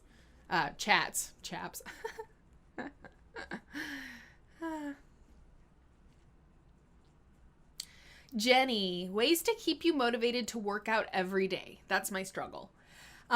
Such a good question. Motivation is a huge issue, and we all experience that, right? Because you got to motivate yourself to eat healthy, motivate yourself to work out. There's a lot of different components, and by and large, what has worked best for me is, really, I don't know, for lack of a better term, kind of diagnosing the mental barriers that get the best of us. So to give an example, one of the things that just makes motivation really, really difficult is feeling overwhelmed.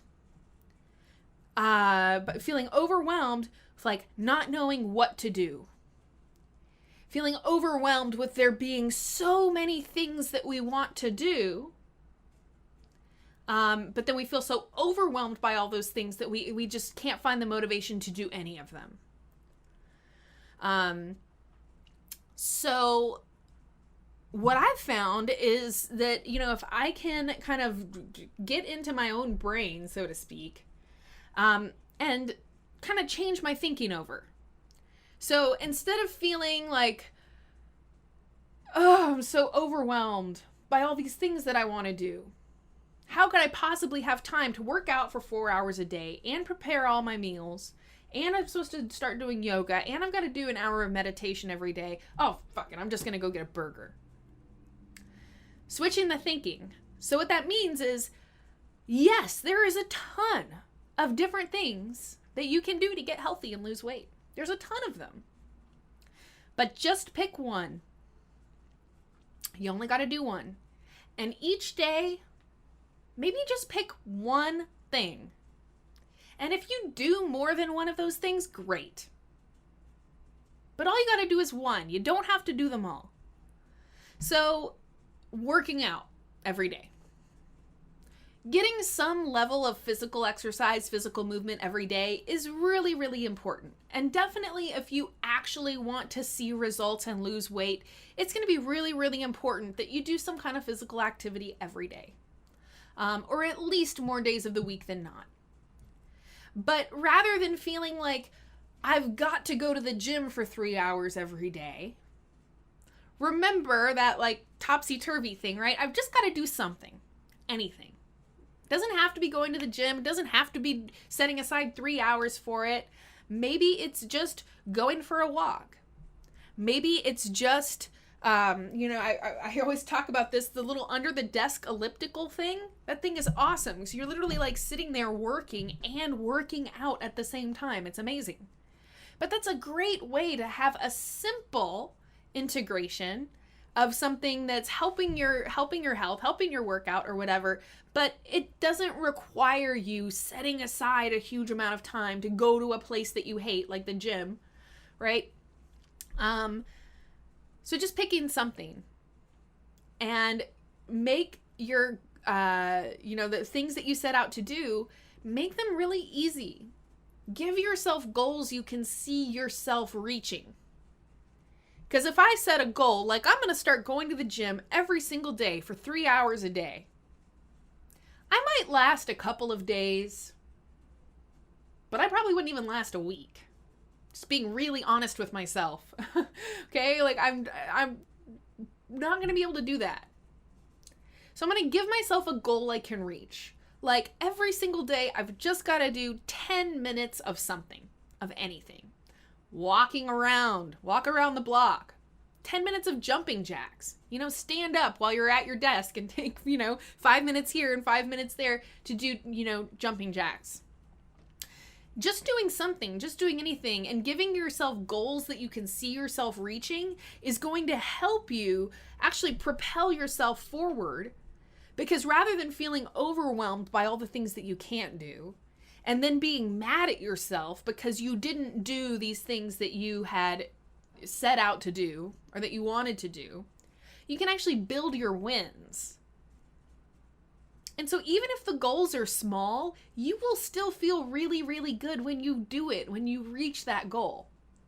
So set your goals small and pick things that you can really see yourself doing that are reasonable for you to do. Because you're going to have 100 times more likelihood of actually succeeding in doing that thing than if you give yourself a really difficult goal. Finding fun ways to work out would be another really important thing to mention. Getting a good workout could be as simple as, going out and playing with your kids, just running around. Go run around in a sprinkler with your kids. What could be more fun than that? But you can get a really good workout. Little things, they use these little kind of, it's kind of cliche now. Sorry, I feel like I'm going to sneeze. Like taking the stairs instead of the elevators. Parking in a parking spot that's farther from the front door. So that you just are forcing yourself to do a little bit more exercise each day. But if you can find something that's fun to do, that you really enjoy, then suddenly it's not going to be as hard to motivate yourself to work out. Because it's like, oh, hey, I'm going to go do this thing that's fun. And you're going to find it's way easier to motivate yourself to go do something that you have fun doing than to try and motivate yourself to do something that you don't really like to do, etc. All right, guys. So yes, it is 3:48.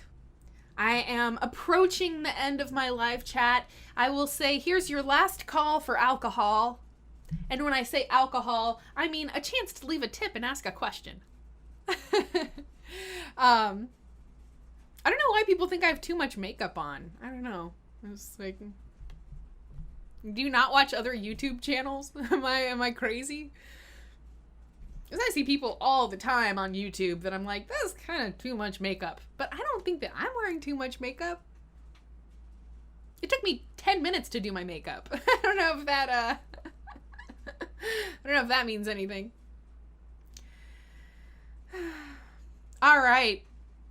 Man, I don't know what a DKK is, but thank you to 170,000th awakened. I don't know. I don't know. 117 million? 117 millionth awakened. Thank you for your tip. I'm very grateful for that. Again, I don't see a question associated with it. But thank you for your tip. I really, really appreciate it. If you have a question in the next couple minutes, please leave it for me. I would be happy to answer it.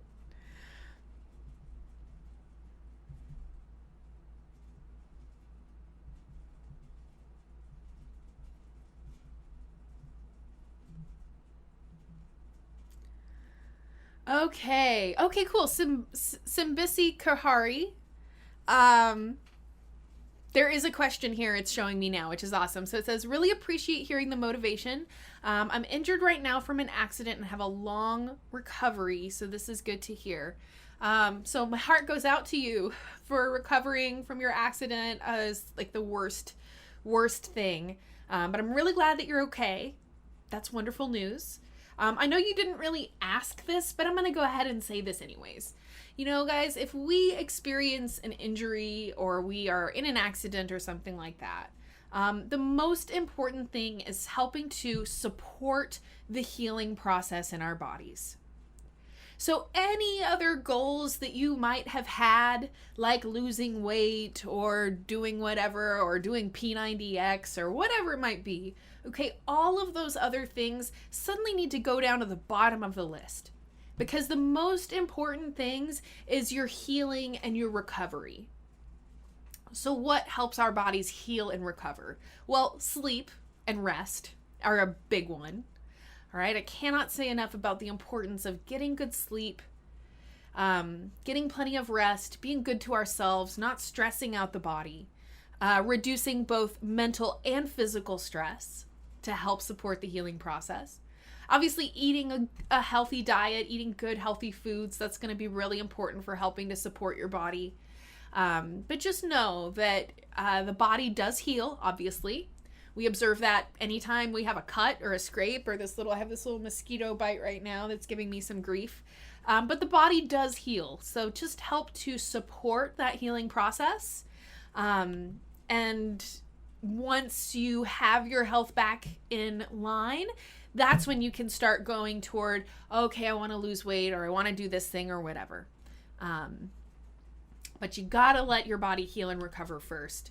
And just on a similar, somewhat unrelated, but kind of not unrelated note, letting your body recover after your workouts is really, really important.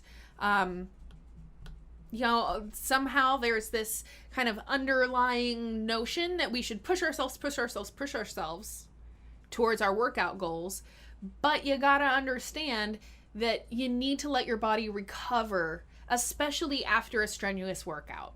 So that healing and recovery time after an injury or after a workout, really, really important. Okay, so here we go. Kape apekana. It's Russian. And I don't speak Russian. I am so sorry. So Kape, I apologize. I'm sure that I'm completely butchering your name. But thank you so much for your tip. I'm so grateful. And let me get to your question here. My question is how to break sugar addiction. Even after avoiding sugary foods for months, little candy leads to overeating. All right, so I was actually just kind of talking about this subject a little while ago, talking about sugar cravings. So one of the big reasons that we get addicted to sugar is that your body starts to prefer sugar as an energy currency as opposed to fat. So all over our bodies, we are storing up energy in the form of fat. So every time we eat more sugar than our body can burn at that particular moment, that additional sugar gets stored as fat. So the fat reserves on your body are there for a reason. It's a survival mechanism.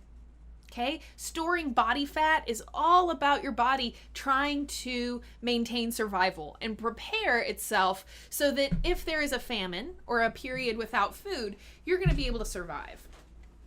I get situated here. A little bit more comfortable.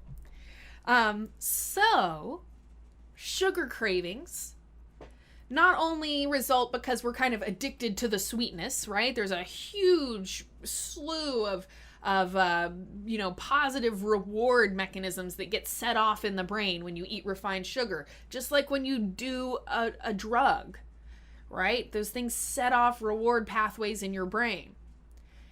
This is a big part of addiction. So, you've got that component, and then you've also got the fact that from an energy perspective, your body would rather just, it's easier for your body for you to just eat sugar and just use that sugar for energy. it takes a little bit more work for your body to convert a fat cell into a ketone and then burn the ketone for energy. All right. You know, I used this analogy in a chat a couple weeks ago, and it's a little bit inappropriate, but hopefully it kind of hopefully it will kind of deliver the message. So, you know, basically your body, consider it like an addict. All right? The body is in a situation where it could either do more work to burn off the fat and use that for energy, or it can just, you know, tell you, its person, your body's person, to go eat sugar. And then it's like, you know, you're just straight lining this energy into the bloodstream. So getting a hold of sugar cravings has a lot to do with avoiding that refined sugar altogether. And exactly like you are finding, which is that even having a tiny amount of candy leads you into this either binge of overeating or whatever. It's just like if you gave a crack addict just a little tiny bit of crack, it kind of starts the whole ball rolling again. So I know that avoiding sugar is like the hardest thing to do when you're having sugar cravings. So my advice would be to really look for healthier ways to satisfy your sugar craving. So eating fruit is a great example. Fruit is probably the healthiest way to satisfy a sugar craving. Things like honey and maple syrup are kind of my favorite natural healthy sweeteners to recommend because they actually give you some health benefits as well. Also, the difference between the sugar in honey or fruit and the sugar in a Twinkie is like the difference between chewing on a coca leaf and doing a line of cocaine. So just opting for these more natural sources of sweetness is also going to really, really help. And then incorporating more of those complex carbohydrates like sweet potatoes and beets and zucchinis, these kind of sweet vegetables, they're going to give your body those complex carbohydrates that it wants for energy. But, you know, when you eat those natural vegetables and fruits, not only do they give you a lot of other health benefits, but just the amount and the form of sugar that they contain is much, much better for you. Cinnamon is another really good thing, both to help satisfy a sugar craving and because it helps normalize your blood sugar.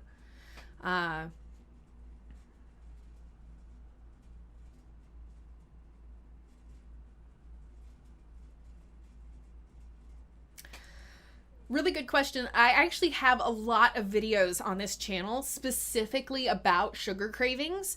So if you put in sugar in the Psychetruth search bar, you can find a lot of information there that will hopefully be helpful for you.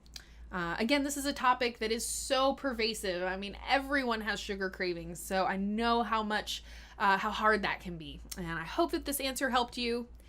Thank you again for sharing a little bit of love, guys. I really do appreciate it. I think I am gonna get some kind of a little bell or I don't know. It'd be fun, right? If I had something little like kind of goofy thing to you know, every time somebody leaves a tip, it's like ding ding ding ding ding ding. Anyway, I'm a goofball. I don't know if that came across.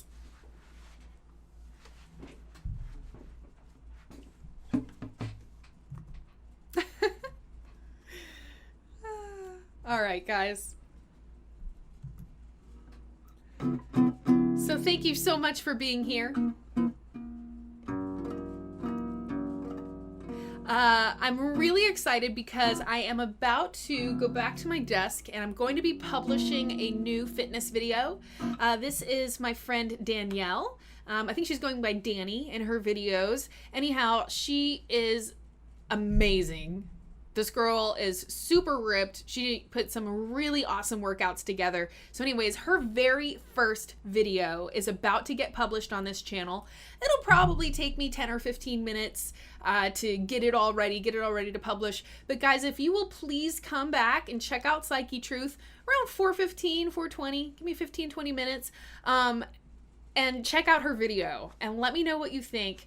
It is a toning series, full body toning series. Anyways, I just love this girl. I'm really, really thrilled about her videos. I'm really excited to see how they do. So please come back, check on the channel in a little bit, and if you'll check out her video, leave it a comment, leave it a like. I would love to hear your feedback of what you think about her as an instructor. So that is something exciting coming up very soon. Thank you all so much for being here. This was an awesome chat. We covered a lot of ground, and I really look forward to seeing you guys again next week. Same bat time, same bat place.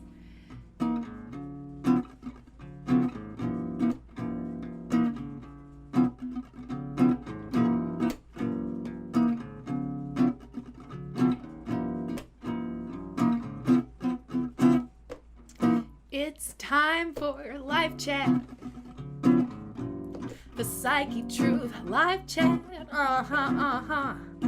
Every Wednesday at 2 p.m. Central Standard Time on your YouTube machine. Live chat, live chat, live chat, live chat.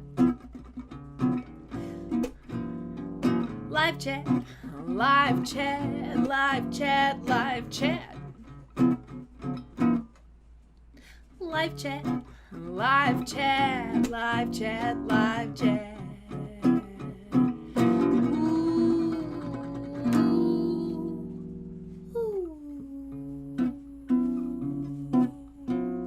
Thank you all so very much for being here. I do hope you will come back and join me again next week. Please be sure to leave your questions. And guys, I hope you have a wonderful week, a wonderful weekend in health and wellness and everything wonderful. Guys, I will see y'all again very, very soon. Thank you so much for watching.